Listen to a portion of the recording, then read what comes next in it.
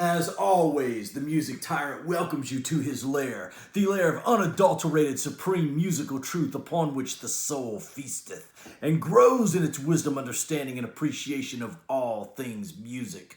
Forget what you think you know, or prepare to have it confirmed, and as always, proceed with caution, especially today.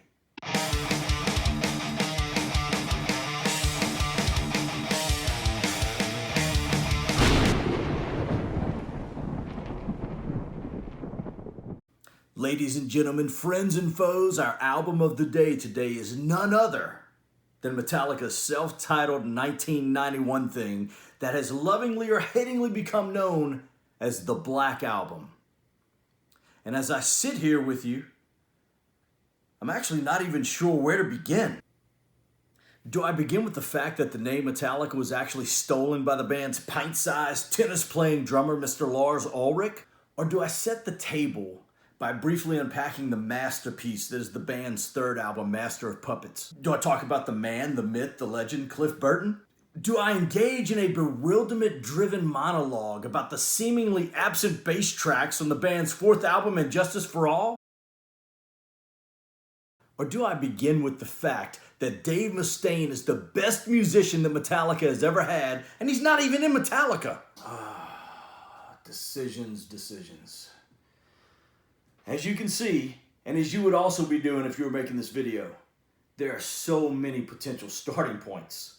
I guess I should just begin by setting the mood. Just setting the mood of the entire metal, especially thrash metal scene at the time. You had all the heavyweights in the thrash genre. You had Anthrax, you had Slayer, you had Megadeth, you had Exodus, Testament, Death Angel. But Metallica was given the crown as the kings. And you know, at this point, you could make a very strong case that they deserved it. Their first album, Kill 'Em All, it's a raw, mean, nasty, fast explosion of metal. And it introduced the vast majority of American metalheads to speed metal, or, you know, what we call thrash metal. The next release, Ride the Lightning, it's a more polished effort, but it still maintained all that attitude and that power, and at times, the speed of the first album, Kill 'Em All. Then in 1986 comes the masterpiece, Master of Puppets. This album has it all. Production, riffs, solos, vocals, lyrical substance, fairly technical musicianship. This is the album where Metallica kind of comes into their own. And they kind of started to create some separation between them and the rest of the genre with Master of Puppets. Their last album of the decade, And Justice for All, was just a furtherance of what they accomplished on Master of Puppets. There were longer songs, more intricacies within each song. It wasn't a step up from Master of Puppets, but it certainly was not a step back. It was just a more mature, solid, still just as heavy and fast and attitude-filled as Master of Puppets and the others, but it was just more, it was more refined, it was more mature without sacrificing anything that makes thrash metal great. I mean, so here's the deal. Metallica's trajectory through the 80s was this. And it seemed like every other band was just kind of a step behind. I mean, the other bands, don't worry, they had the speed, they had the attitude, they had the musical proficiency. Some of them were even more musically proficient than Metallica. But at this point, it just seemed like everyone was just a step behind. It was like Metallica were the innovators, and then everyone else just kind of followed suit in their own way. Not bad, but in their own way. Just how big was Metallica? Now you have to understand, the thrash metal scene was still kind of considered a fringe genre of heavy metal. So although the fan base was loyal to the death, and they were really more passionate than the average metal fan, thrash metal was still just kind of looked at by the casual metal fan with a raised eyebrow. But despite this, Metallica was invited to be part of Van Halen's gigantic outdoor festival-style Monsters of Rock tour in 1988, the summer of '88. On that tour, you had Kingdom Come, Dokken, the Scorpions, and of course Van Halen. So stylistically, Metallica didn't fit. They didn't belong. But that's how big they were. Even the mighty Van Halen was starting to take notice of this thrash metal band. So hopefully the music tyrant has set the table for you for this Black Album thing that is our album of the day. So By the time 1990 rolled around, new decade, and word got out that Metallica was going back into the studio, start working on a new album. This was huge. This was huge. And then word got out that this new album was going to be self-titled. And that just added to the excitement. I mean, you're Metallica, okay? You've already released 4 albums, none of which were self-titled, but you've released 4 albums that you've done this with. You own thrash metal. And now as we start a new decade, you're about to come out with a new album, and it's self-titled, as if to say, this is Metallica. All those others were just a foreshadowing of what was to come. But now this is Metallica. This was the most highly anticipated album to kick off the new decade. I mean, certainly in the metal genre. It wasn't even close. I mean, this album was so highly anticipated that the biggest metal magazine of that time, Rip Magazine, devoted a section each month to the progress of this new Metallica album. That's right. Every issue of Rip Magazine for a year had a Metallica article specifically for the purpose of keeping everyone updated on the progress of this new album. That's how big it was. That's how much hype was surrounding this album. Yes, even big enough for MTV. For those of you who don't know, MTV, music television, used to actually play music videos. If you were really, really, really big, MTV would premiere your video of a new song with its world premiere video. So on July 31st, 1991, exactly 13 days before the release of Metallica's new self-titled album, MTV world premiered the video for the song Inner Sandman. Literally millions of people were tuning in to see this video. And I was one of them.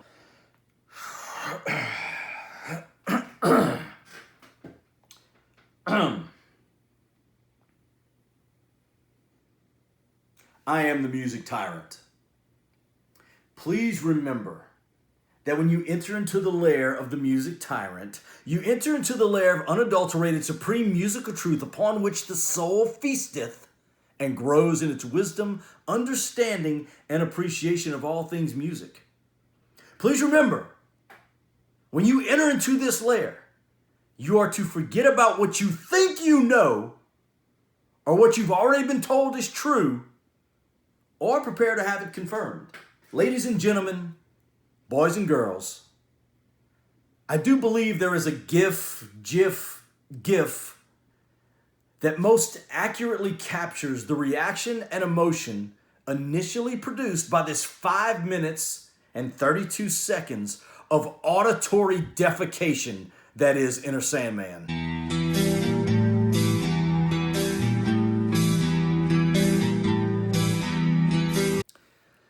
Now, because of Metallica's track record, they were given the benefit of the doubt. And the confused masses just walked away from this world premiere video thinking all kinds of thoughts. But mostly, what was that? Is this some kind of a joke? Like, okay, even Metallica is going to have a bad song every now and then. And this must be the worst song on the album. And they didn't want to spoil the surprise of how awesome this new self-titled album is going to be. So they just released this thing. Sadly, however, we found out on August 12th, 1991, that Inner Sandman was not some sick, twisted joke that Metallica was trying to pull on us. We found out that Inner Sandman is maybe the best song on the entire steaming pile of absolute rubbish that is now known as the Black Album. I mean, there is no way, not even for the music tyrant, to accurately describe how disgustingly pitiful this putrid, weak disgrace of an album that is so-called Black Album is. It's so horrible that it simply exists outside the realm of description. I mean, no level of descriptors, no matter how abysmal they may be, can ever fully capture the foul piece of junk that this filth of an album is. Oh yeah, there have been many sellouts in many different areas of our world, but there has never been, nor will there ever be, a bigger bunch of sellouts than Metallica. And the Black Album is the most glaring and best example of what a sellout looks like. The Black Album is probably the worst album ever recorded, regardless of genre, regardless of era, regardless of anything. It's absolutely disgraceful and horrible. Whew!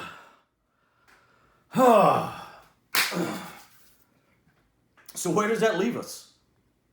To where are we to go from here, when there's really only two options?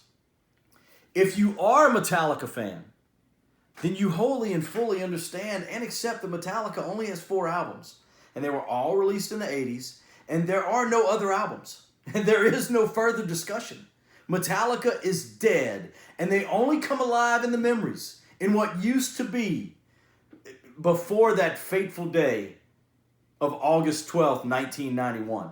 The only other option is you may claim to be a Metallica fan, but if you have deceived yourself into saying that the Black Album is actually good, then not only are you wrong, but you prove yourself to not be a Metallica fan. Oh, but it gets worse. Not only do you deceive yourself with your fallacious assessment of the Black Album, but you show yourself to be one who does not know nor appreciates music. In your error, you have cut yourself off from musical clarity, and your contaminated ears are an abomination to all things music, but especially to all things metal. Cleanse your ears! And there you have it. Our album of the day, the Black Album. Don't listen to it, and if you own it, destroy it. Today, the music tyrant has spoken. You know, I really hate to ask you to do this after a video about the stinking Black Album, but why don't you subscribe?